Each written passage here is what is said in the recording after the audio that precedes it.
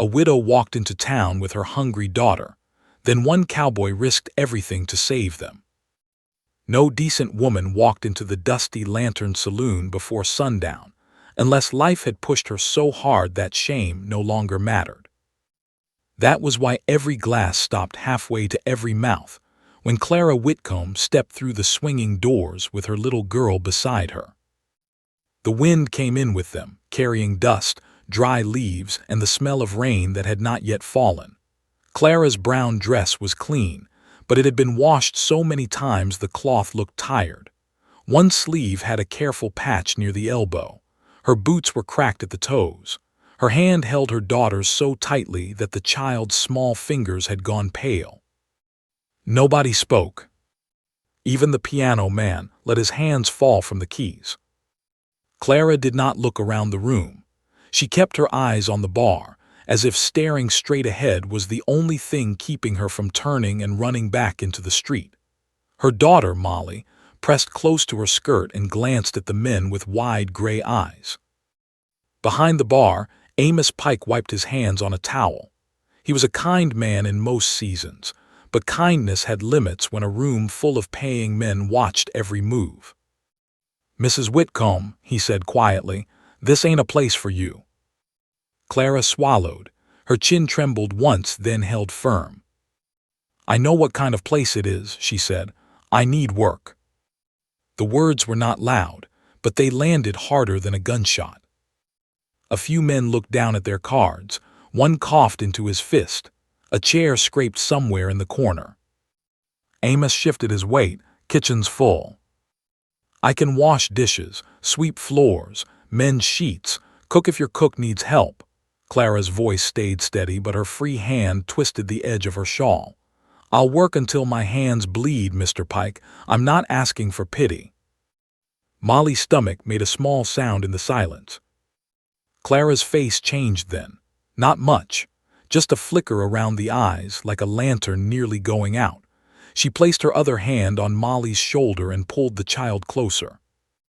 That was the moment Elias Reed looked up. He had been sitting at the far end of the room, where the wall met the shadows. Most folks in Clearwater Gap knew him by sight and little else. He was a tall, weathered man with silver in his dark beard, a scar along one knuckle, and eyes that seemed to belong to someone who had ridden through too many winters alone. For nearly 6 years, Elias had kept to himself. He worked horses when someone paid him, slept in a back room above the livery, and spoke only when words were needed. Some said he had once owned good land near Abilene. Some said he had lost a wife and son to fever. Some said he had stopped living after that and simply forgot to lie down. Elias never corrected them. He watched Clara Whitcomb stand in the middle of that saloon with her hungry child and her wounded pride, and something old stirred in his chest. Not warmth. Not yet. More like pain waking up after a long sleep. Amos lowered his voice. "Clara, I would help if I could, but folks talk. You know they do." "Let them," Clara said. But Elias saw the truth. She cared. She cared deeply. She was simply more afraid of an empty cupboard than a cruel tongue.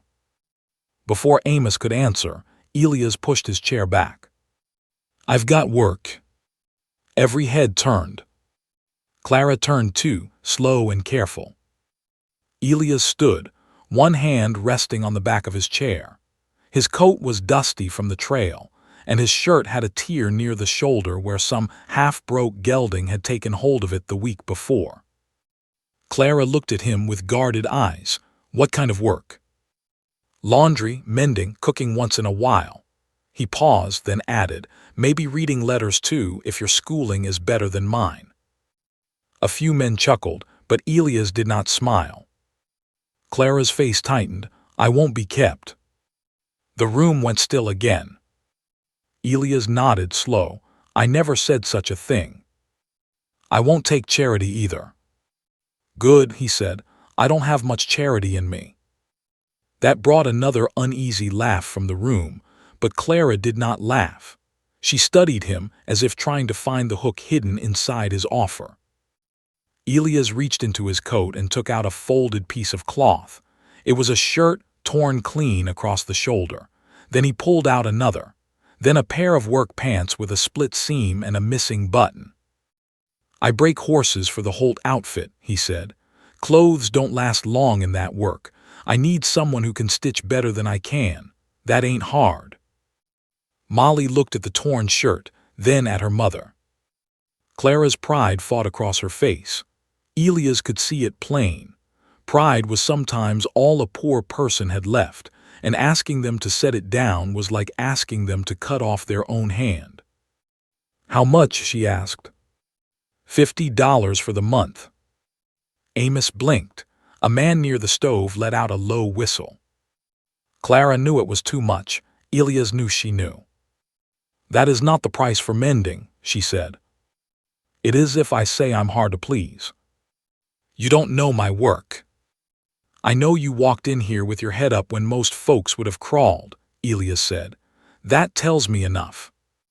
For the first time, Clara's eyes filled. She looked away before anyone could see too clearly. Molly leaned against her, tired and pale. Elias turned to Amos. "2 plates of stew, bread 2, coffee for Mrs. Whitcomb and milk for the girl if you've got it." Clara stiffened. "Mr. Reed." "Part of the work," Elias said. "Can't have you fainting over my shirts. Bad for business." That time Molly almost smiled. Amos disappeared into the kitchen, glad to have something to do. The saloon slowly returned to breathing. Cards moved again. Glasses touched tables. The piano man began a soft tune, careful and low. Clara sat at Elias' table with the stiff grace of a woman sitting before a judge. Molly climbed into the chair beside her and folded her hands, though her eyes followed the kitchen door. Elias noticed the little things, the dust on Molly's shoes, the way Clara kept her left hand hidden under the table, the worn wedding ring still on her finger, the bruise-colored shadows beneath her eyes, the tiny tear in her shawl she had tried to mend with blue thread because she had no brown. "What happened?" Elias asked gently. Clara looked at him. "To your place," he said, "the Whitcomb farm." Her mouth pressed thin. For a moment he thought she would refuse to answer. Then she said, "It is still mine." The words carried more hope than truth. Before Elias could ask more, Amos brought the food. Molly waited until Clara nodded before touching the spoon. Then the child ate with careful manners that made the hunger worse to watch. Clara did not eat at first. She watched Molly take 3 bites, then 4, as if each one eased a stone inside her chest. Elias looked away to give her that mercy. Outside, a horse shifted near the hitching rail. Rain clouds gathered over Clearwater Gap, dark and heavy. Across the street, in the clean front window of the First Cattleman's Bank, a man in a black suit stood watching the saloon. Clara saw him. Her spoon slipped from her fingers and struck the bowl. Elias followed her gaze. The man in the bank window did not move. He simply lifted his hat, polite as a preacher on Sunday. Clara went white. And Elias understood that hunger was not the only thing that had followed her into town. The man in the bank window was named Silas Vane, and in Clearwater Gap, folks lowered their voices when his name crossed their lips. Not because he shouted, not because he carried a gun in the open or drank too much or started fights. Silas Vane was worse than that. He smiled while he ruined people. He owned the First Cattleman's Bank, half the notes in the valley, and enough secrets to keep most men polite. His suits were always clean. His boots never had mud on them. His hair was combed smooth with oil, and he spoke in a soft voice that made every threat sound like Sunday advice. Clara stared at him through the saloon window, as if he had reached across the street and put a hand around her throat. Elias saw it. Molly saw it too. "Ma," the girl whispered. Clara blinked and forced her eyes back to the table. "Eat your supper." But her hand shook when she picked up the spoon. Elias kept his voice low. "That man troubling you?" "No." It was the kind of no that had fear tucked under it. Elias leaned back, giving her room. I've known a few men like Vane. They do not stand in windows unless they want to be seen. Clara's eyes lifted to his. For the first time since she sat down, the pride in her face cracked enough for worry to show through. He holds the note on my farm, she said. Elias did not answer right away. He had guessed as much, but hearing it still put a hard weight in his chest. How much? Clara looked toward Molly. The child was scraping the last of the stew from her bowl, pretending not to listen. More than I have. That ain't a number. No, Clara said softly, it is a sentence. Elias studied her. The saloon had grown louder again, but the sound seemed far away. Rain began to tap against the front windows, light at first, then steady. Clara folded her hands in her lap. My husband Thomas borrowed $800 after the dry summer. We lost corn first, then 2 milk cows, then the north field went bad. He thought one good season would set things right. And it didn't. No, Clara looked down at her wedding ring. He died before spring. Elias knew better than to ask how with too many people close by. Death had a way of becoming town gossip when spoken in public. Clara continued anyway, but her voice became smaller. A wagon wheel broke on the east road. He was bringing back seed from Willow Creek. The team spooked. By the time they carried him home, he knew he was not going to see another sunrise. Molly's spoon stopped moving. Clara reached over and touched her daughter's hair. He made me promise to keep the farm. Elias watched the woman's thumb brush gently over Molly's temple. There was love in that touch, but also guilt. A deep kind, the kind that grew roots. And Vane, Elias asked. He came 2 days after the funeral. Elias' jaw tightened. He said he was sorry for my loss, Clara said. Then he opened his ledger at my kitchen table and explained what sorrow costs. For a moment, the only sound was rain and low voices, and the clink of Amos stacking glasses behind the bar. He gave me a year to catch up, she said. Then another 6 months with interest. I sold tools, sold chickens, sold my good mare, took in washing until my fingers cracked. But the land has been dry, and I cannot keep the south fence standing alone. If stock from the Parsons Range gets into my field again, Vane can mark the farm neglected. Elias narrowed his eyes. Is that in the note? Clara gave a tired nod. He says so. He says a lot, I expect. Her eyes sharpened then. Do not speak like this is a simple thing, Mr. Reed. Men like you can ride away when trouble grows teeth. Molly and I cannot. The words struck clean because they were partly true. Elias had ridden away before, from a grave, from a house full of memories, from neighbors who tried to help him, from every place that asked him to feel something he had buried. He could have taken offense. Instead, he nodded. You're right. Clara seemed surprised by that. I have ridden away from plenty, he said, too much. He did not offer more, not yet. Molly's eyes moved between them. Mr. Reed. Elias looked at her. Yes, ma'am. Can you really not so? The question was so plain and small that Clara let out one quiet breath that almost became a laugh. Elias held up his scarred hands.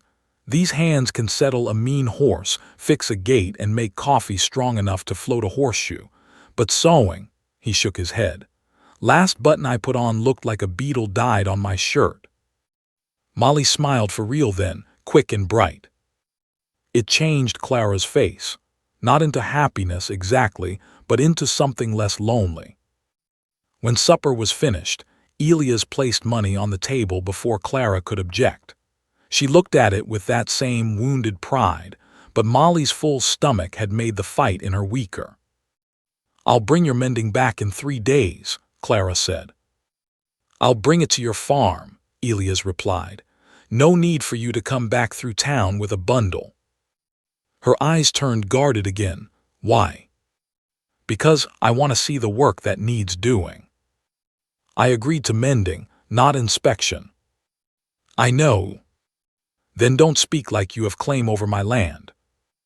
There it was again, the wall around her, built from grief, debt, hunger, and every man who had spoken to her like she was already beaten.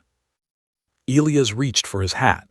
Mrs. Whitcomb, I don't claim a thing, but if your south fence is falling and Vane is waiting to use it against you, then a needle won't save your farm. Her lips parted, but no words came. Outside, Silas Vane stepped out of the bank doorway beneath a black umbrella. He crossed the muddy street with careful steps, his smile fixed and pleasant. Amos muttered something behind the bar. Clara rose so quickly her chair scraped hard against the floor. Vane entered without removing his hat. He looked first at Clara, then at Molly, then at Elias. His eyes lingered on the empty bowls. "Well," he said softly, "I was pleased to see you found supper, Mrs. Whitcomb." Clara's face burned with humiliation. Elias stood. Vane smiled at him. "Mr. Reed, I did not know you kept company now." "I don't," Elias said. "Then perhaps you should be careful where you sit. A desperate debt has a way of spreading to anyone close enough." Molly clutched her mother's skirt. Clara lifted her chin. "I will have your payment." "Which payment?" Vane asked. "The one already late or the full balance soon to follow?" The room went quiet again. Elias stepped closer, his voice calm. "Careful." Vane looked amused. "Is that advice?" "It is the friendly kind."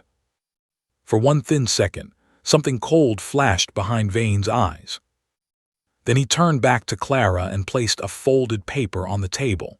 7 days, Mrs. Whitcomb. Bring the arrears, or I begin proceedings under the neglect clause. Clara did not touch the paper. Vane gave a polite nod and left as cleanly as he had entered. The door swung shut behind him. Rain ran down the windows like tears. Clara stood frozen beside the table, staring at the folded notice as if it were a snake.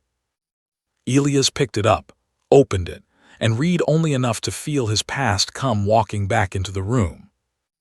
Because at the bottom of that paper was not just Silas Vane's signature. There was another name. A name Elias had spent 6 years trying to forget. Elias stared at the paper until the ink seemed to crawl. The name beneath Silas Vane's signature was not written large, but it might as well have been carved into the table with a hot iron. Caleb Rusk. For a moment the saloon was gone. The rain, the lamps, the smell of stew and whiskey, the soft shuffle of uneasy men, all of it faded. Elias was back on another piece of land in another year, standing beside a sickbed while his wife burned with fever and his little boy coughed in the next room. He remembered a banker's soft voice at his door. He remembered a paper just like this one. He remembered being told that grief did not pause a debt. His fingers tightened around the notice. Clara noticed the change in him. "Mr. Reed." Elias folded the paper slowly. His face had gone still in that hard way men use when pain comes too close to being seen. "Where did Vane get this note?" he asked. "From the bank," Clara said. "Where else?" "No, who held it before him?" She frowned. "I do not know." "Did your husband ever mention Caleb Rusk?" The name meant nothing to her. That was plain from her eyes. "No." Elias looked toward the door where Vane had left. The rain outside had turned the street to dark mud. Across from the saloon, the bank windows glowed yellow, calm and proper, as if no wicked thing had ever been spoken behind them. Amos came near, but Elias lifted one hand. "Not now." Clara reached for the notice. "Tell me why that name matters." Elias hesitated. There were stories a man could speak easily. Trail stories, weather stories, horse stories. Then there were stories that stayed under the ribs because telling them meant living them again. "Caleb Rusk was a lender down in Clay County," Elias said at last. Worked with banks, ranch buyers, land agents, whoever paid best. He had a gift for finding weak spots in contracts. Clara's mouth tightened. Weak spots. That is what men like him call them. A widow calls them a trap. Molly had gone quiet. She was too young to understand all of it, but old enough to feel fear when it sat down at the table. Clara placed a hand on her daughter's shoulder. "Molly, go stand with Mr. Pike by the kitchen door. I want to stay with you. Go on now." Molly obeyed, but she looked back twice. When the girl was far enough away, Clara turned to Elias. "What did Caleb Rusk do to you?" Elias looked down at his hands. They were big hands, weathered and scarred, but they trembled once before he pressed them flat against the table. "He took my ranch after my wife died," he said. Clara's face softened, but she did not speak. "My boy died first," Elias continued, voice low. "Fever took him in 3 days. My wife followed before the week was out. I had a note on my land, not much but enough. I missed one payment while I was burying them. Rusk came to the house before the flowers on their graves had wilted." Clara closed her eyes for a second. "He said the terms were clear. He said sorrow did not change ink. There was a neglect clause too, same kind of wording as this." Elias tapped the folded paper. "Fence down, stock reduced, house in poor condition. He made my grief sound like proof I did not deserve my own home." The words hung there, heavy as wet wool. Clara's anger rose slowly. It did not look like shouting. It looked like her back straightening. It looked like her hand closing into a fist around the edge of her shawl. "And now his name is on mine," she said. "Yes. Why? That is what we need to learn." She let out a bitter breath. "We." Elias met her eyes. "Yes, ma'am, we." That is easy to say in a saloon after supper. Tomorrow you can still leave. The blunt truth of it cut him again. He did not blame her. Trust was expensive on the frontier, and Clara Whitcomb had already paid too much for promises that failed. "You are right to doubt me," he said. That answer seemed to trouble her more than any argument would have. Elias placed the folded notice on the table between them. "But listen close. Vane did not come here only to shame you. He came because he wants you scared enough to make a mistake. 7 days is not much time. That means he believes something is nearly ready." "What?" "Maybe a buyer, maybe a transfer. Maybe your farm sits on land worth more than he told you." Clara shook her head. "It is 40 acres, a tired house, a barn with one good wall, and soil that fights me every year. Land does not have to be pretty to be wanted." Outside, thunder rolled low beyond the hills. Molly returned before Clara could send her away again. She carried Elias' torn shirt in both hands, as if the small job had become a serious duty. "I can help Ma sew," she said. "I know how to tie knots." Elias' face softened. "Then I expect my sleeves will finally have some hope." Molly smiled, but Clara did not. Her eyes were fixed on the notice. "If I cannot pay in 7 days," Clara said, "he can take the farm." "He can try." "I have $12 in a flour jar," she said. "1 thin cow, 3 hens, a field that may not yield enough to feed us through winter. That is not a fight, Mr. Reed. That is a prayer with no voice left." Elias picked up his hat. "Then we give it a voice." She stared at him. "I want to see the note your husband signed. The full one, not Vane's notice. I want to see the south fence. I want to know if anyone has been cutting wire or driving stock through on purpose. And I want to ask a few questions about Caleb Rusk." "Questions to whom?" "Old records clerk, land office, maybe the judge if he is sober enough to read." Clara gave him a warning look. "Do not turn this into trouble. Trouble is already standing at your door." That silenced her. There are moments in life when help does not arrive like a miracle. Sometimes it arrives like an old cowboy with torn shirts, a burdened past, and no clear plan except refusing to look away. If Clara's fear feels real to you, stay with this story, because the reason Vane wanted her land had not yet been spoken aloud. Clara gathered Molly's shawl and the bundle of mending. Elias walked them to the saloon porch. Rain fell hard from the roof, splashing into the mud below. The lamps along the street shook in the wind. "I can walk you home," Elias said. "No," Clara replied. "If people see that, they will talk worse than they already do." "They are talking now." "Then let them run out of breath." There was strength in her, but Elias could see the cost of it. Her shoulders were too thin beneath that old shawl. Her fingers were cold. Her pride was carrying what her body barely could. She stepped into the rain with Molly. Elias stood there watching until they disappeared beyond the livery, two small shapes moving toward the dark edge of town. Then a voice spoke from the shadows near the porch post. "You always did have a weakness for lost causes, Reed." Elias turned. A man leaned beneath the awning, his hat pulled low, a toothpick resting at the corner of his mouth. His coat was dark with rain, but his smile was dry as bone. Caleb Rusk lifted his eyes. "Been a long time."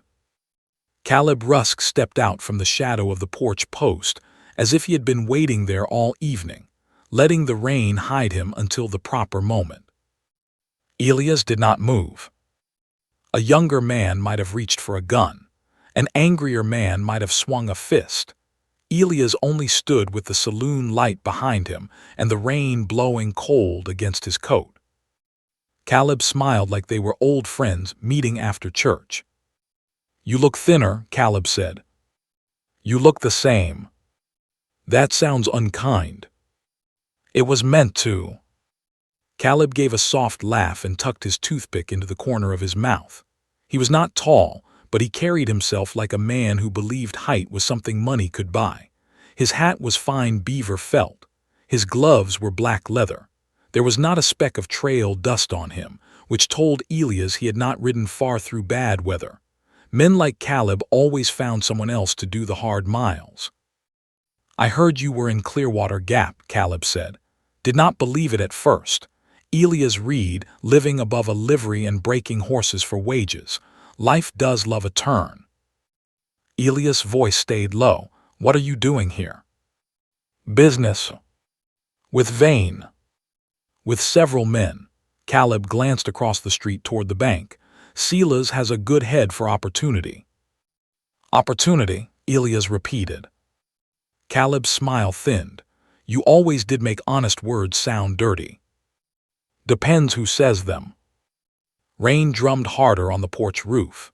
Inside the saloon, the piano had started again, but the music sounded distant and weak beneath the storm.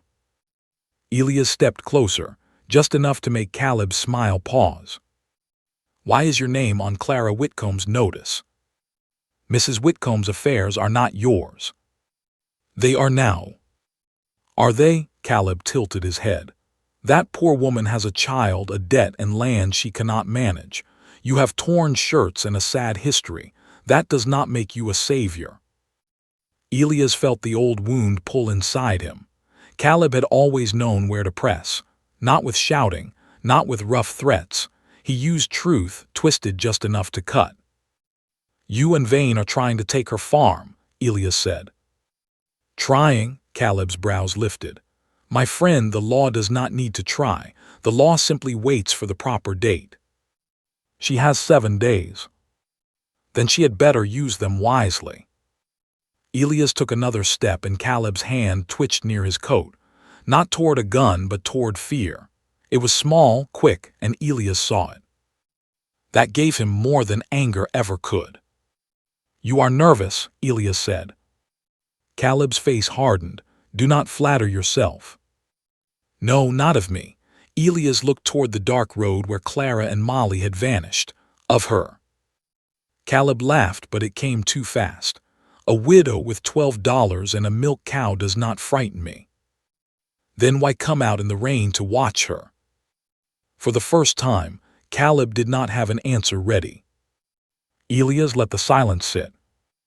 Then Caleb leaned in, his voice quiet. "Walk away, Reed. You should be skilled at that by now." The words hit their mark. Elias saw again the little house he had left behind in Clay County, his wife's blue cup still on the shelf, his son's wooden horse beside the hearth, the bed stripped bare because he could not bear the shape of sickness left in it.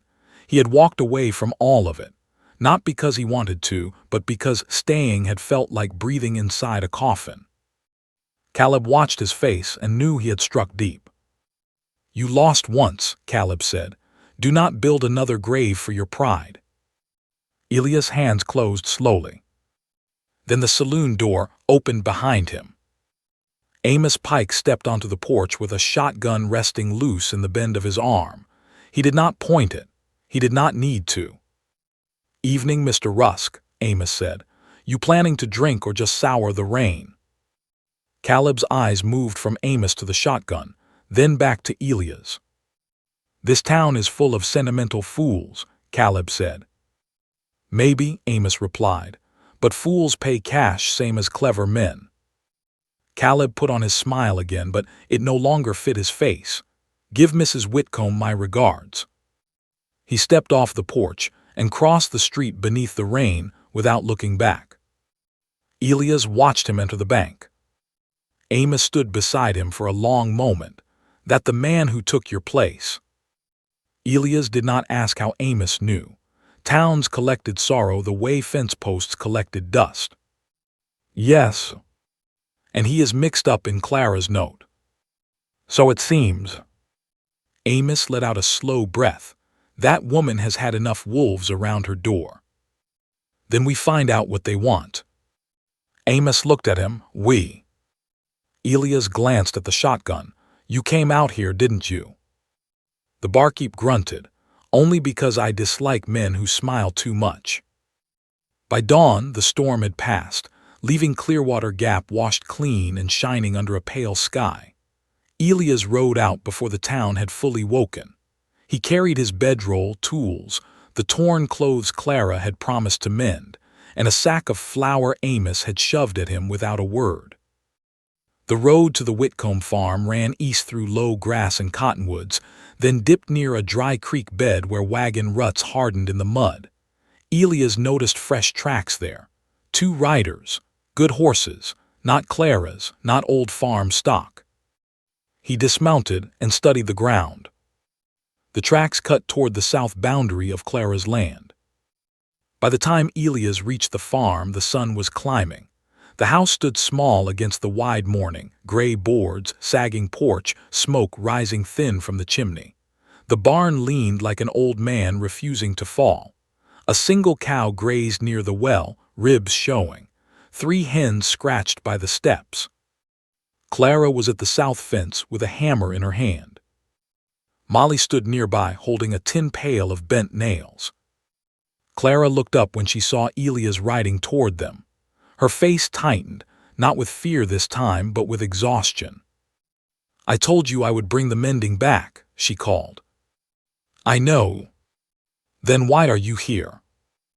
Elias stepped down from the saddle and looked at the fence. 3 posts had been loosened. Wire sagged where it had been cut and twisted back together badly, as if someone wanted it to look like weather and neglect. On the far side, deep hoof marks tore through the soft ground. Elias crouched and touched the wire. "This did not break," he said. Clara came closer. "What?" He lifted the cut end. "Someone opened this." Molly's eyes widened. Why would someone do that? Elias looked across the field, toward the distant rise where the bank road could be seen like a pale scar in the grass. "So Vane can call this place neglected," Clara said.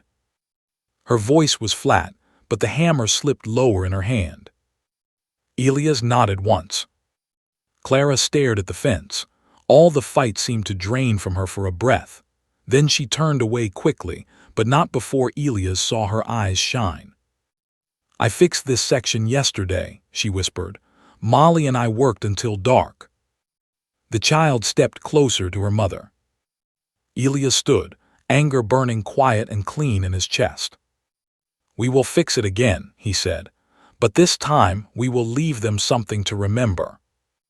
Clara looked back at him. "I will not have violence on my land." "Neither will I." He walked to his horse and pulled a coil of thin cord from his saddlebag, along with 2 small brass bells from an old harness. Clara frowned. "What is that?" "A warning." He tied the cord low between the posts where darkness would hide it, then fixed the bells beneath a loose strip of wood near the gate. If anyone moved the wire in the night, the sound would carry to the house. Molly watched with serious eyes, like a church bell for thieves. Elias almost smiled, something like that. Clara studied him in silence. "You believe they will come back?" "I believe men like Rusk do not leave work half done." At the sound of that name, Clara's face changed. "You saw him last night." Her hand tightened around the hammer. "Here. In town." "What did he say?" Elias looked at the cut fence, the torn ground, the tired farm, the child standing too thin beside her mother. "He told me to walk away." Clara held his gaze for a long moment. "And will you?" Before Elias could answer, a faint bell rang from the barn. Not the warning bell he had just tied. Another bell. Clara turned sharply toward the house. Molly whispered, "Ma, that is Papa's drawer." Clara went still. Elias followed them inside, past the cold stove and patched curtains, to a small writing desk against the wall. One drawer sat open, though Clara swore she had locked it. Inside, beneath folded receipts and Thomas Whitcomb's old pencil, lay a yellowed letter that had not been there before. On the front, written in a dead man's hand, were the words, "Clara, if they come for the land, trust no one until you find the map." Clara did not touch the letter at first. She stood before the open drawer with one hand pressed to her mouth, staring at the writing as if the paper had breathed her husband's name into the room. Morning light came through the patched curtain and laid a pale stripe across the desk. Dust drifted in it, slow and quiet. Outside, the loose barn door knocked once in the wind. Molly moved closer. "Ma, is it Papa S?" Clara's hand trembled as she reached down. She lifted the letter by the corner, careful as if it might fall apart. Her eyes moved over the words again. "Clara, if they come for the land, trust no one until you find the map." Her face had gone colorless. Elias stood a few steps behind her. He knew grief when it entered a room. It did not always cry. Sometimes it only stood still and made the air too heavy to breathe. "Did Thomas write this?" he asked. Clara nodded. "That is his hand." "Are you sure?" She looked at him then, sharp with hurt. "I was married to him 9 years. I know the way he made a C. I know the way his words leaned when he wrote too fast." Elias lowered his eyes. "I had to ask." "I know." That small answer held anger, sorrow, and shame all at once. Clara opened the letter, but there was only one more line inside. "The map is where the old promise sleeps." Molly frowned. "What old promise?" Clara sank slowly onto the chair, the letter resting in her lap. "I don't know." Elias looked around the little room. There was not much in it. A stove with a blackened kettle, 2 chairs at the table, though there should have been 3, a shelf with chipped plates, a Bible near the window, a tin cup full of sewing needles. Everything spoke of a woman stretching every object past its natural life. "Did your husband ever mention a map?" Elias asked. "No," Clara shook her head. "Thomas kept farm papers in this drawer, deeds, seed receipts, bank notices. I looked through all of it after he died. There was no letter like this." "Then someone put it here." Clara's eyes lifted toward the door.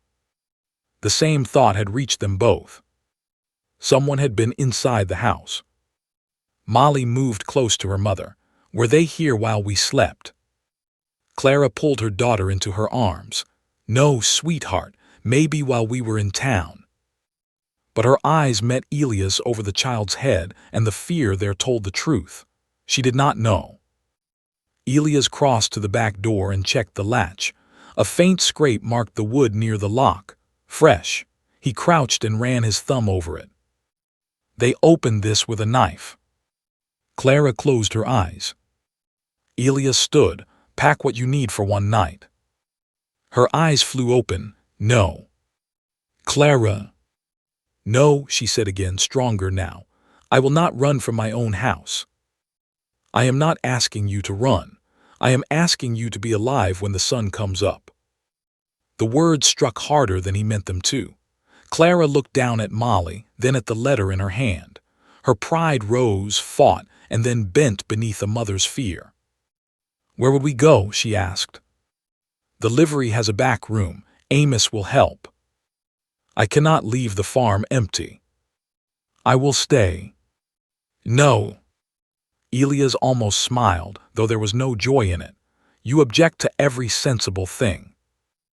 And you speak like a man who thinks dying alone is noble. That silenced him. Clara saw it land. For a breath, regret softened her face, but she did not take the words back. Elias looked toward the window. The south fence stood in the distance, patched but still weak. Beyond it, the land rolled toward the creek bed and the low ridge where cottonwoods grew. Somewhere on these 40 acres was something Thomas Whitcomb had feared enough to hide from his own wife. The old promise, Elias said quietly, could be a place. Clara wiped her cheek with the back of her hand. Thomas once said his father made a promise when he first bought this land. What kind? He said his father promised his mother she would always have water, no matter how dry the valley got. Clara gave a sad little breath. I thought it was just a sweet thing to say. Men say pretty things when they are trying to make poor land sound like a kingdom. Elias turned slowly. Water. There is the well. Anything else? Clara hesitated. There was an old spring near the north ridge when Thomas was young. It dried before we married. He showed me the stones once, said his mother planted blue flowers there. Elias' pulse changed. In cattle country, water was not just comfort. It was power. A hidden spring could make poor land valuable. A spring that did not truly dry but had been covered or diverted could be worth more than a banker wished a widow to know. Show me, he said. They walked north after Clara wrapped the letter in cloth and tucked it inside her dress. Molly followed with a small lantern, though the sun was high. She said it made her feel safer, and Clara did not tell her to put it back. The land rose beyond the house, dry grass brushing their knees. Elias saw old hoof cuts near the ridge, half hidden by weeds. Men had been here more than once. He said nothing yet. At the top, cottonwoods leaned over a shallow hollow. Stones lay in a half circle under wild grass. Near them, a rusted horseshoe hung from a branch by a strip of old rawhide, dark with age. Clara stopped. That was Thomas's mother's sign, she whispered. She hung it there after his father promised her this place would never go thirsty. Molly knelt by the stones. There are flowers. Small blue blooms grew in the shade, stubborn and bright against the dry earth. Elias crouched, pushed grass aside and felt the soil. Cool. Too cool for dead ground. He dug with his fingers near the stone ring. After a moment, damp earth gathered under his nails. Clara saw it and forgot to breathe. Elias scraped deeper. Water welled slowly into the small hollow, dark and clear. Molly gasped, "Ma." Clara stepped closer, tears filling her eyes. It wasn't dry. No, Elias said, it was buried. He looked beyond the hollow and saw where stones had been shifted to block the natural run of water. Someone had hidden the spring, not lately, but long enough ago that grass had grown over the work. If this moment touched your heart, stay with Clara and Elias, because sometimes the smallest stream can carry the largest truth. Elias rose and followed a faint line of damp growth along the ridge. It led toward an old fence post, split by weather. Behind it, half buried beneath roots, was a flat tin case. Clara came beside him as he pulled it free. Inside lay a folded map, brittle at the edges, marked with Thomas Whitcomb's name. But there was another mark too. A planned railroad spur drawn straight across the valley. And the first station mark sat directly on Clara's farm. For a long while no one spoke. The map lay open across Elias' hands, trembling slightly in the ridge wind. It was old, but not old enough to be forgotten. The paper had yellowed at the folds. The ink had faded brown. Still, the lines were clear. A railroad spur had been drawn from the main route near Willow Creek, cutting across the valley like a blade. Beside it were small squares for water stops, cattle pens, and a station. One square sat on Whitcomb land. Clara stared at it until her eyes filled with a different kind of fear. Not the fear of hunger. Not the fear of shame. This was the fear of realizing the world had been lying to her for years. "My farm," she whispered. Elias nodded. "Your farm." Molly leaned closer, her brow tight with effort. "Does that mean trains are coming here?" "Maybe," Elias said, "or someone believes they are." Clara reached for the map, then stopped before touching it. Thomas knew. "He hid it," Elias said. "So yes, he knew something." The wind moved through the cottonwoods. The old horseshoe turned slowly on its strip of rawhide, creaking like a tired voice. Clara looked at the buried spring, then at the map again. Water for a station. "And cattle," Elias added. "A rail stop with water can change a whole valley. Land that looked poor yesterday can become the richest ground in town." Her face tightened. Sela's vein knew. "I expect so." "And Caleb Rusk." Elias folded the map carefully, his jaw hard.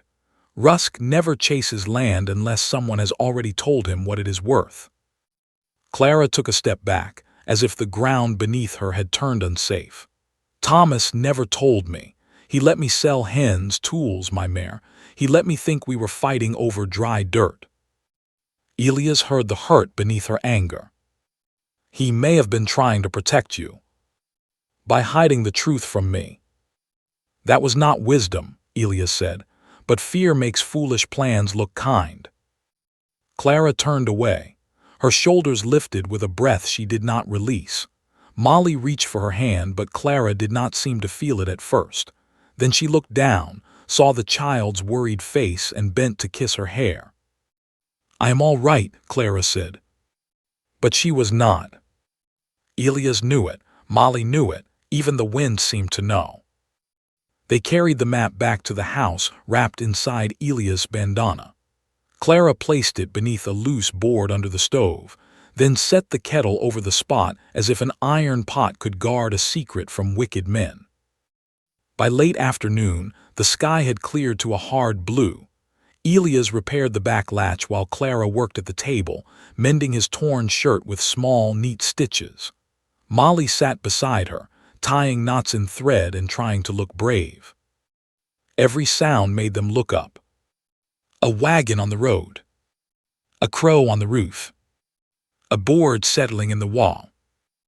Elias hated the way fear had entered that house and made itself comfortable. Near sundown, Amos Pike arrived with a flour sack over one shoulder and a woman beside him driving the wagon. Her name was Ruth Bell, the town's seamstress. She was round-faced, sharp-eyed, and known for speaking truth whether anyone had invited it or not. "I brought sugar," Ruth announced as she stepped down. "Also coffee, beans, and my opinion, though only the last one is free." Clara stood on the porch, unsure what to do with help offered so plainly. Amos lifted the sack. "Heard your south fence was giving trouble." Clara's gaze moved to Elias. "You told them." "I told Amos the fence was cut." Ruth snorted. "Half the town knows Vane has been circling this place. They just needed someone to say it plain." Clara's face burned. I do not want charity." "Good," Ruth said, "because I need buttons sewn on 7 shirts, and Amos needs his curtains washed before they stand up and walk out of the saloon on their own." Amos looked offended. "Those curtains have character." "They have dust older than Molly," Ruth said. For the first time that day, Molly laughed. It was small, but it changed the porch. Clara pressed her lips together, fighting tears again, but this time they were not from fear. Elias watched her accept the flour sack with both hands, and he saw how heavy kindness could be to someone who had gone too long without it. After supper, they gathered around the table. Elias showed Amos and Ruth only part of the truth. He told them about the cut fence, the notice, and Caleb Rusk's arrival. He did not show the map yet, not because he distrusted them, but because every secret became lighter once more people carried it, and light things could blow away. Ruth listened with narrowed eyes. "Vane filed something at the land office last month," she said. Elias looked up. "What kind of something?" "I do not know. My cousin cleans for Judge Mallory. She said Vane and 2 railroad men met with the judge after supper, doors shut, curtains drawn." Clara gripped her cup. "Railroad men." Ruth nodded. "One wore a red vest and talked like his tongue had never tasted dust." Amos leaned back. "That would be Mr. Pritchard. I saw him step off the stage 3 weeks ago." Elias felt the pieces shifting into place. Vane wants Clara's farm before the railroad offer becomes public. "And if he can take it under debt," Ruth said, "he gets it cheap." Clara looked down at her hands. They were rough from work, with a needle prick still red on one finger. Thomas must have learned about the station before he died. "Maybe that is why he borrowed money," Elias said. She looked at him. "Not just to plant seed," he continued. "Maybe he planned to hold the land until the railroad came. If the station was real, the farm could pay every debt and still leave you secure." Clara's eyes shone. "Then why hide the map?" Before Elias could answer, a bell rang outside. Sharp, small, terribly clear. The warning on the south fence. Everyone froze. Molly's face went white. Elias rose slowly and blew out the lamp. The room fell into darkness except for the last red glow in the stove. The bell rang again. Then a horse snorted in the distance. Amos reached for the shotgun he had leaned by the door, but Elias put a hand on the barrel and shook his head. "No shooting," he whispered. Clara moved Molly behind her.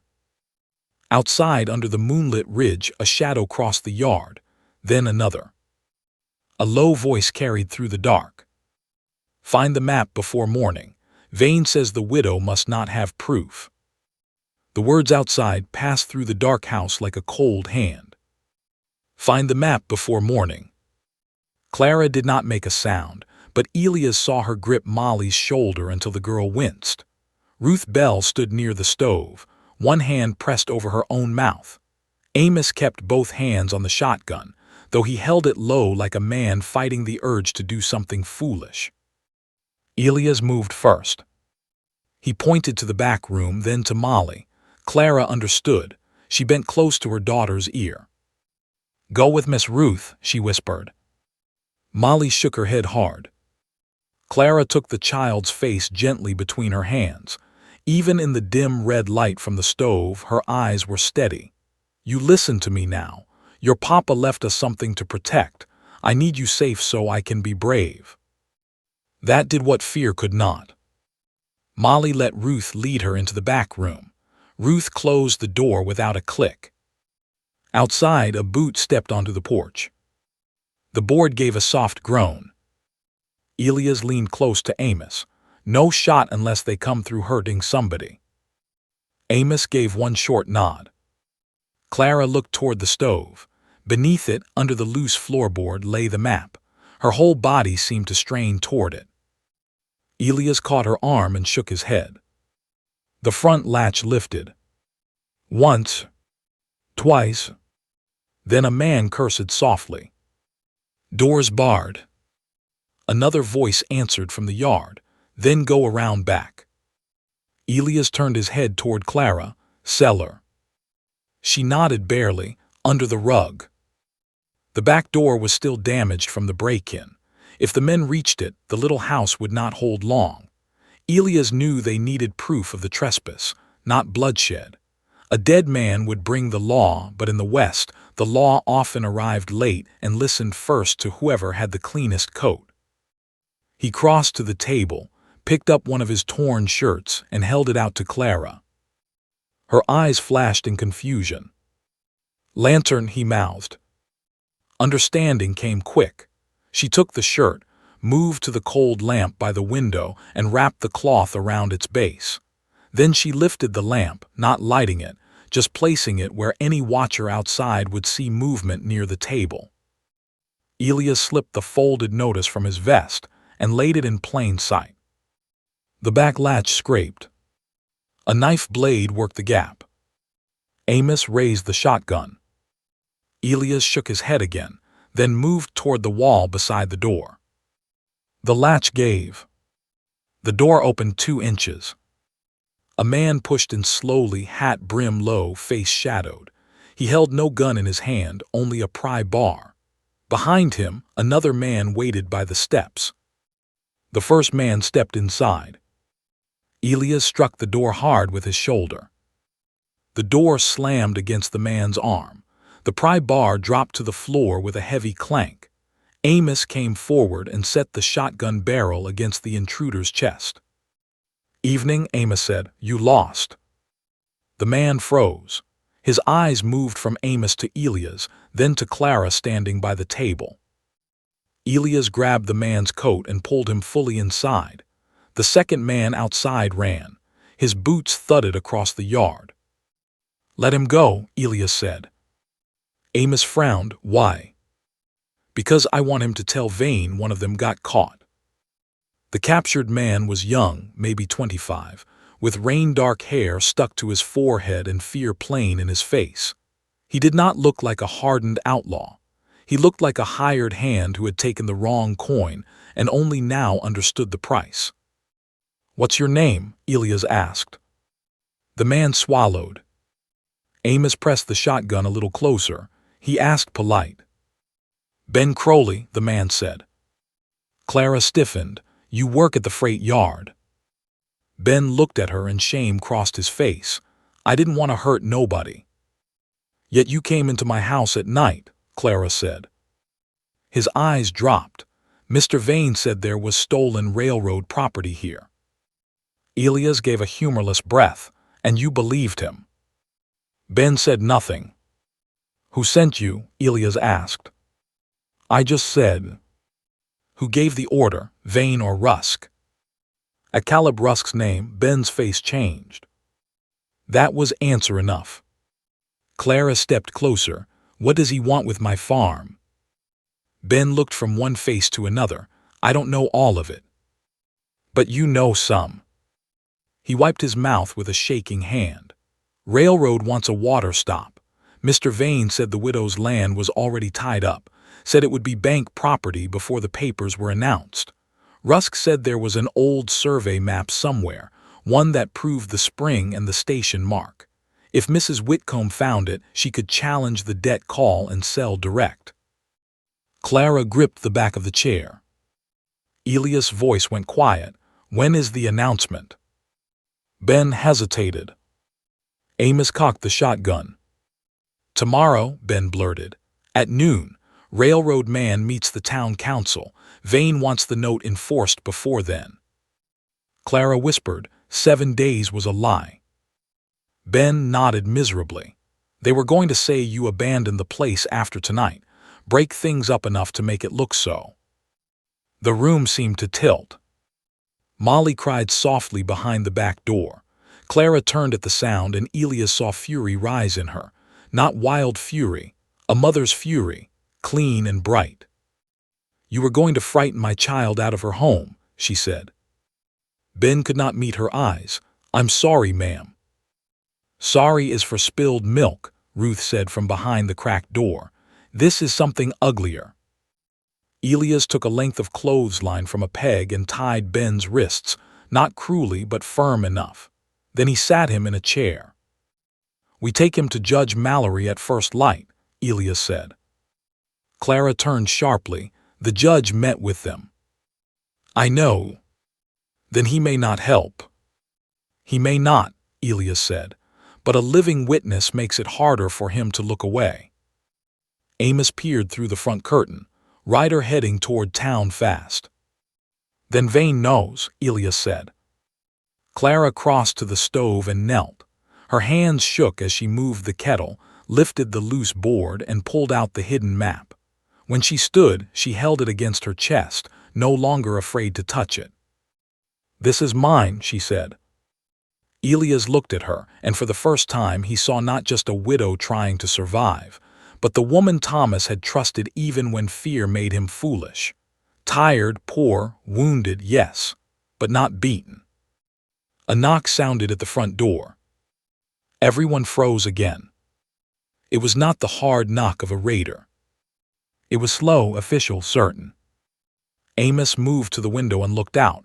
His face darkened. "Vane," he said, "and Sheriff Doyle is with him." Clara held the map tighter. Outside, Silas Vane's smooth voice carried through the door. "Mrs. Whitcomb, open up. I have come to take possession before more damage is done." Clara stood in the dark room with the map pressed to her heart and listened to the man outside try to steal her life with a polite voice. "Mrs. Whitcomb," Silas Vane called again, "open the door. Sheriff Doyle is here to keep this lawful." Elias looked at Ben Crowley tied to the chair. The young man had gone pale enough to look sick. "Is the sheriff part of it?" Elias whispered. Ben shook his head quickly. "No." Vane told him the place was abandoned and trespassers were inside. Clara's mouth tightened. "Trespassers." Amos muttered. That man could call a sunrise suspicious if it served him. Another knock came, harder this time. "Clara," Sheriff Doyle called, "I know you are in there. Open up before this turns worse." Sheriff Henry Doyle was not a wicked man, but he was tired, and tired lawmen often leaned toward whoever sounded most certain. Vane always sounded certain. Elias moved close to Clara. "Hide the map." "No." This is not the moment to prove courage by handing it to him. "I said no." Clara's voice did not rise. That made it stronger. "I hid from his notices. I hid my hunger. I hid Molly's tears from the town. I am done hiding the one thing that proves this land is mine." Elias held her gaze. He wanted to argue, but he could not. There were times when fear protected a life, and times when fear became the very rope around it. He stepped back. Clara handed the map to Molly, who had come out from the back room with Ruth's arm around her. "Hold this under your shawl. Do not let go unless I tell you." Molly nodded, eyes wide. Then Clara lifted the bar from the door. The door opened to the porch, where Silas Vane stood with his black coat buttoned to his throat. Rainwater shone on his hat brim though the storm had passed. Beside him stood Sheriff Doyle, broad and gray-mustached, with one hand near his belt and confusion already crossing his face when he saw Clara alive and steady before him. Behind them waited Caleb Rusk. He stayed half in shadow near the porch steps, but Elias saw him. Caleb's eyes went at once to the room behind Clara, searching. Vane smiled. "Thank heaven you are safe, Mrs. Whitcomb. Sheriff, as you can see, the property is in disorder and strangers are present. I came as holder of the note to prevent further damage." Clara looked at him as if seeing him clearly for the first time. "You sent men to break into my house." Vane's smile did not move. That is a serious accusation from a distressed woman. Ben Crowley shifted in the chair. Sheriff Doyle leaned to see past Clara. "Who is that?" "One of the men who broke into my home," Clara said. "He will tell you who paid him." Vane's eyes flicked to Ben, and for the first time his face lost its smoothness. "Only for a breath." Then he recovered. A hired thief will say anything to save himself. Elias stepped into the lamplight, then let him say it before the judge. Caleb Rusk gave a quiet laugh from the porch. Still chasing justice like it owes you an apology, Reed. Sheriff Doyle turned. You two know each other. Yes, Elias said. Caleb smiled, sadly. Clara lifted her chin. Sheriff, Mr. Vane is trying to take my farm before tomorrow's railroad announcement. Doyle frowned. Railroad announcement. Vane's voice sharpened. This is nonsense. No, Clara said. It is why you cut my fence. It is why you broke into my desk. It is why that notice says 7 days while you came tonight claiming possession. You need me gone before noon. Doyle looked at Vane. Silas. Vane spread his hands. Sheriff, grief and poverty have weighed on Mrs. Whitcomb. I do not blame her for confusion. Something in Elias went cold. Men like Vane always found a way to make a woman's truth sound like weakness. Clara's face flushed, but she did not break. Then Molly stepped forward. She was small, barefoot, and wrapped in an old shawl too large for her shoulders. In her hands she held the map. My mama is not confused, Molly said. The porch fell silent. Even Caleb stopped smiling. Molly held the map out to Sheriff Doyle. Clara made a small sound, but she did not stop her. Doyle took it carefully and unfolded it under the lantern light. His brows drew together. Elias watched the man's eyes move from the spring mark to the station square, to Thomas Whitcomb's name. Where did you get this? Doyle asked. In my husband's things, Clara said, hidden where he knew I would look if they came for the land. Vane reached for the paper. That is private railroad material. Doyle pulled it back. You recognize it then. Vane froze. Amos gave a low whistle. That was poorly done. Caleb Rusk's eyes turned hard as stones. Sheriff Doyle looked from the map to Vane. You told me this farm was abandoned. I said it was likely abandoned due to unlawful occupation and neglect. I am standing in the doorway looking at the owner, Doyle said. Vane's jaw tightened. The debt allows me to protect my interest. Not by sending men through her back door at night. Ben Crowley spoke then, voice shaking. It was Mr. Rusk gave the order. Mr. Vane said to find the map. Said if the widow had proof of the spring, she could sell to the railroad herself. Caleb stepped back 1 pace. Elias saw it. So did Doyle.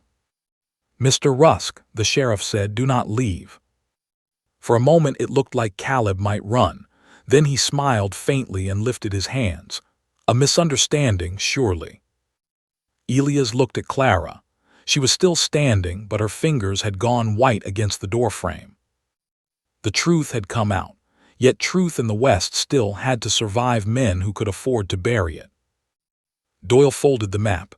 Everyone goes to town now. Molly too, Clara asked. No, Elias said before the sheriff could answer. Molly stays with Ruth. Molly grabbed her mother's skirt. No. Clara knelt, taking the child's face in both hands. Sweetheart, you already did the bravest thing tonight. Now let me do the next part. Molly cried silently, which was worse than sobbing. Ruth pulled her clothes. I will keep her safer than my Sunday hat. Amos tied Ben more properly, then walked him to the wagon. Doyle ordered Vane and Caleb ahead on horseback, though Vane objected with every clean word he knew. As Clara stepped off the porch, Elias offered his hand. She looked at it. Then she took it. If you believe quiet courage can stand taller than money and fear, keep watching this story to the end, because Clara had won the night, but the town still had to decide whether it would stand with her in daylight. They rode toward Clearwater Gap under a fading moon. The farm shrank behind them, small and dark against the ridge. Halfway to town, Caleb Rusk turned in his saddle and looked back at Elias. His smile was gone. And in that bare, cold look, Elias understood something. Caleb still had one card left to play. By the time they reached Clearwater Gap, dawn had begun to pale the eastern sky. The town looked half asleep, but doors opened as the wagon rolled in. A woman stepped onto the general store porch with a shawl wrapped around her shoulders. The blacksmith came out wiping his hands on his apron, though his forge was not yet lit. Two boys stopped carrying milk cans and stared as Sheriff Doyle led Silas Vane and Caleb Rusk down the muddy street like men called to answer for something. Clara sat beside Elias on the wagon bench. She had not spoken much since leaving the farm. The map rested inside Sheriff Doyle's coat, and Ben Crowley sat in back with his head bowed and his wrists tied. Elias could feel Clara shaking, though she tried to hide it. "You still with me?" he asked quietly. She looked ahead at the courthouse. "I am standing because Molly needs me to stand." "That counts." "It feels like fear." "Most courage does." She gave him a quick look, and for one breath the hard morning softened between them. Judge Mallory's office stood beside the jail, a square building with peeling white paint and a bell hanging crooked above the door. The judge himself arrived 10 minutes after the sheriff sent a boy for him. He wore his coat wrong, his hair stuck up on one side, and his face showed that he disliked being pulled from bed before coffee. But when Sheriff Doyle spread the map on his desk and Ben Crowley told what he knew, the judge woke fully. Silas Vane stood near the window, calm again, too calm. Caleb Rusk leaned against the wall with his arms folded, watching Elias as if the hearing were only a private game between them. Judge Mallory rubbed his eyes, then picked up the notice Vane had served Clara. "Mr. Vane, this paper gives Mrs. Whitcomb 7 days." "Yes, Your Honor." "Yet you came to take possession tonight. To protect the property from damage." "The owner was inside. I had reason to believe she had abandoned it." Clara stepped forward. "You saw me in town hours before." Vane turned to her with sad patience. "Mrs. Whitcomb, you were seen in a saloon asking for work. You had your child with you. It was reasonable to fear you had no means to maintain the farm." Elias felt Clara flinch, and anger rose hot in him. The judge frowned. "Poverty is not abandonment." "No," Vane said, "but neglect is written into the note." "And cutting her fence helps prove neglect?" Sheriff Doyle asked. Vane's eyes cooled. "You have one frightened young man's word for that." Ben lifted his head. "It is true." Caleb laughed softly. "Son, you were caught breaking into a widow's house. Truth may be the first thing you traded away." Ben's face reddened, but he did not look away. "You paid me $2. "Did I?" "You said there was an old map in her place. You said if we found it, Mr. Vane would forget my brother's freight debt." For the first time, murmurs rose outside the open door. Townsfolk had gathered, listening from the steps and windows. Judge Mallory glanced toward them. "Close that door." "No," Clara said. Every eye turned to her. She swallowed, but she did not step back. "This has been done in whispers long enough. Let them hear." The judge looked irritated, then tired. At last he waved a hand. "Let them stand quiet." Vane's jaw tightened. Then Caleb pushed away from the wall. "Your Honor," he said, "before this turns into theater, there is one matter the widow has not mentioned." Elias went still. There it was, the last card. Caleb reached into his coat and removed a folded document tied with red string. He placed it on the judge's desk with 2 fingers, neat and careful. "Thomas Whitcomb signed an amendment to the original note 3 weeks before his death," Caleb said. "It names First Cattleman's Bank as first claimant to all water rights attached to the property if the debt falls into arrears." Clara's breath caught. "That is a lie," she said. Caleb looked almost gentle. "Grief may have kept him from telling you." The judge untied the string and read. The room seemed to shrink around the paper. Elias watched Clara's hands curl into fists. Vane spoke softly. As you can see, Your Honor, even if Mrs. Whitcomb holds the land for now, the spring and water rights belong to the bank under default conditions. But I am not in default, Clara said. Vane turned. The missed arrears place you there. You moved the dates. I followed the contract. Elias stepped close to the desk. Let me see that amendment. Caleb smiled, still playing at law. Read. Elias ignored him. The judge hesitated, then handed the paper over. The handwriting looked like Thomas Whitcomb's name. The mark was there. The witness line carried Caleb Rusk's signature. A second witness name sat beneath it. Elias stared at that second name. Walter H. Finch. He knew it. Not the man, the shape of the letters. Elias had seen the same hand years before on the paper that took his ranch. His pulse slowed. This witness, Elias said, where is he? Caleb shrugged. Gone west, I believe. Convenient. Men travel. Elias held the document up to the window light. The paper was newer than it should have been. The fold lines were too sharp. More than that, the ink in Thomas Whitcomb's signature sat darker than the body of the page. Clara saw his face. What is it? Elias did not answer. He moved to the judge's stove, opened the iron door, and took a pinch of cold ash from the tray. Then he rubbed it gently across the signature. Caleb's smile vanished. What are you doing? Elias blew the ash away. The name Thomas Whitcomb smeared at the edge. The rest of the writing did not. A sound moved through the doorway, half gasp and half anger.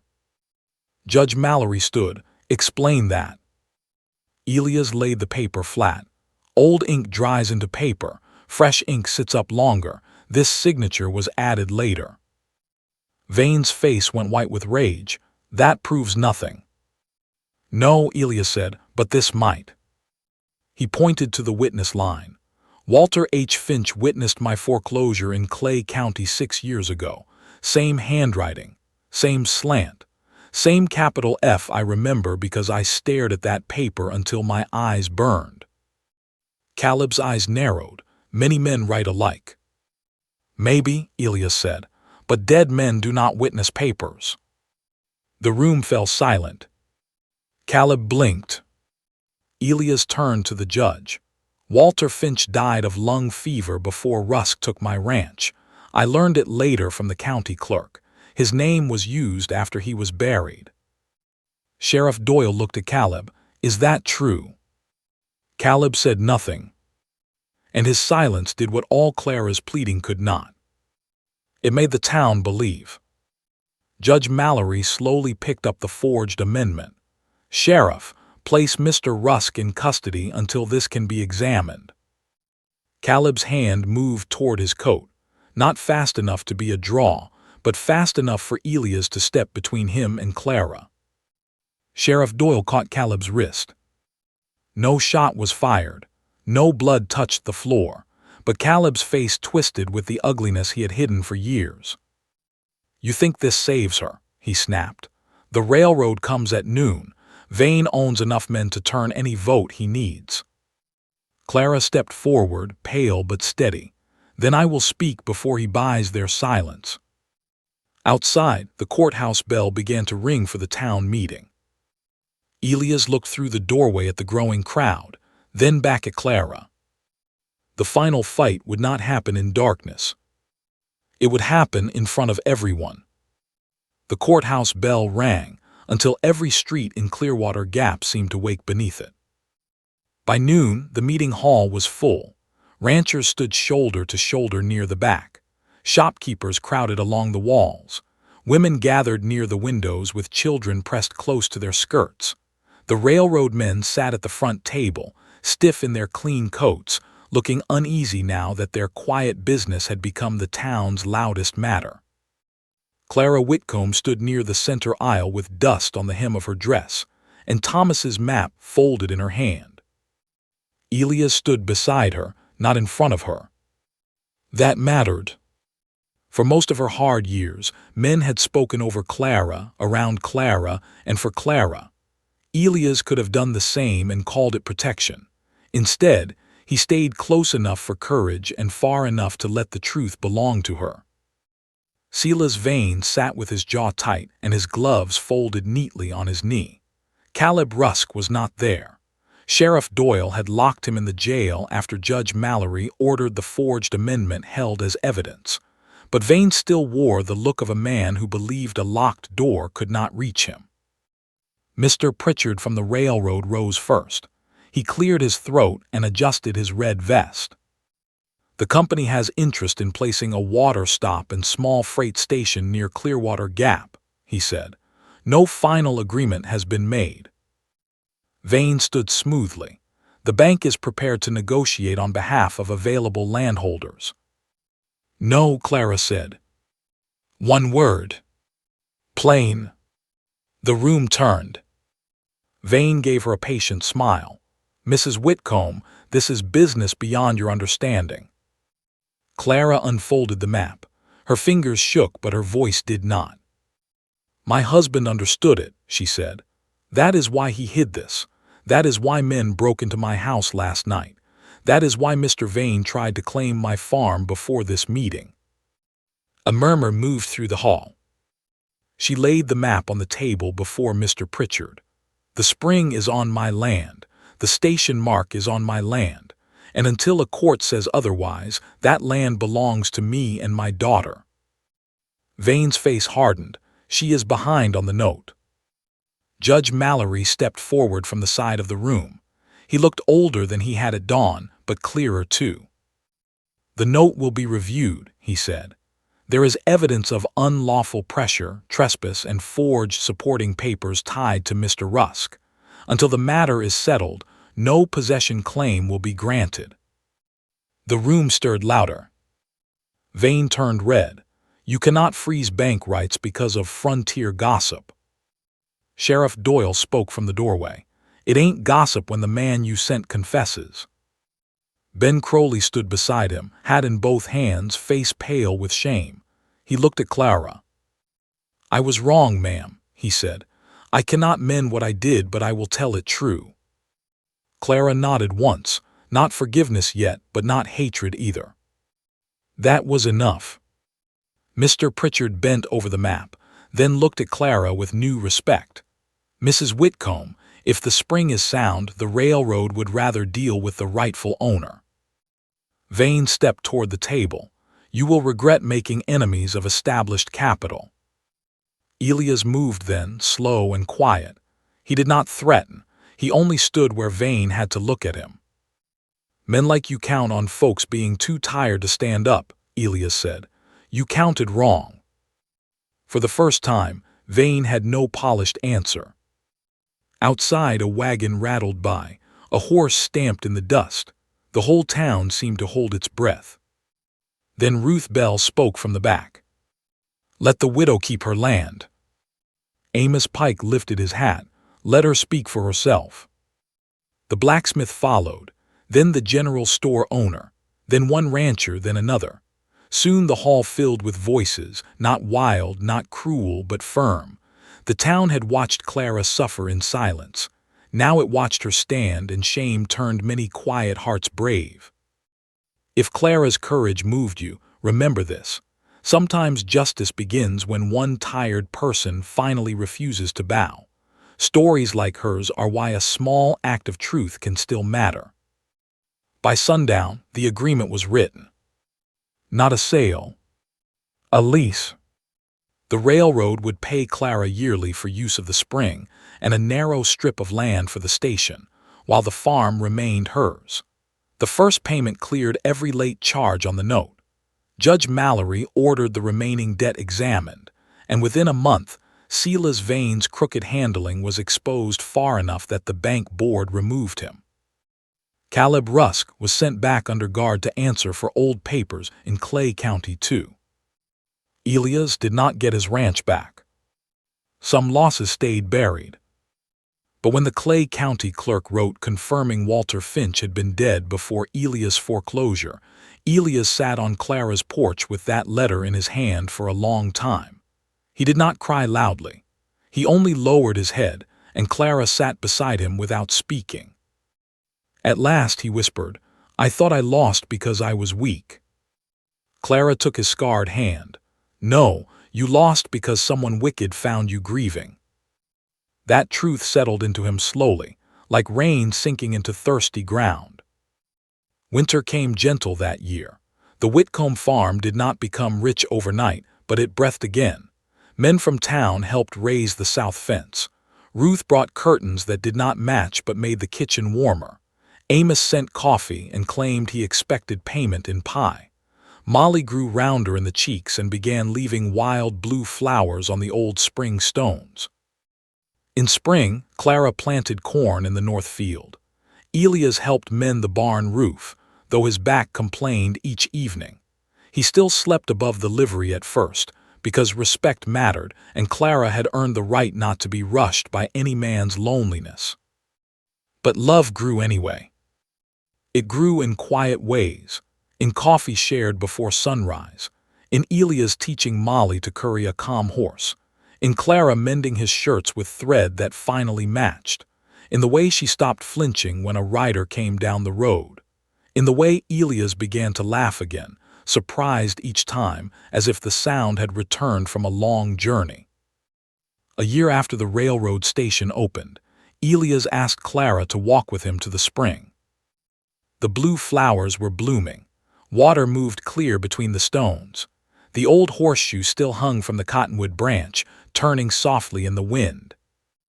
He did not make a grand speech. He only took off his hat and said, "I have no fine house to offer, no young man's strength, but I have stayed through one storm and I would like to stay through the rest if you will have me." Clara looked toward the farm, where Molly was waving from the porch. Then she looked back at Elias. "I do not need saving any more," she said. "I know." Her eyes softened, "but I would not mind being loved."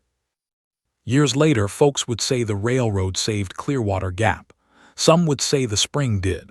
Some would say the judge did, or the sheriff, or a confession at dawn. Elias knew better. It was Clara, a widow who walked into town hungry, ashamed and afraid, but still holding her daughter's hand like a promise.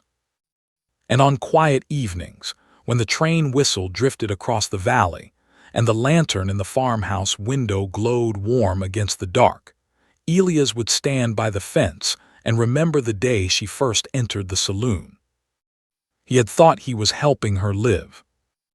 In the end, Clara Whitcomb had taught him how to come home.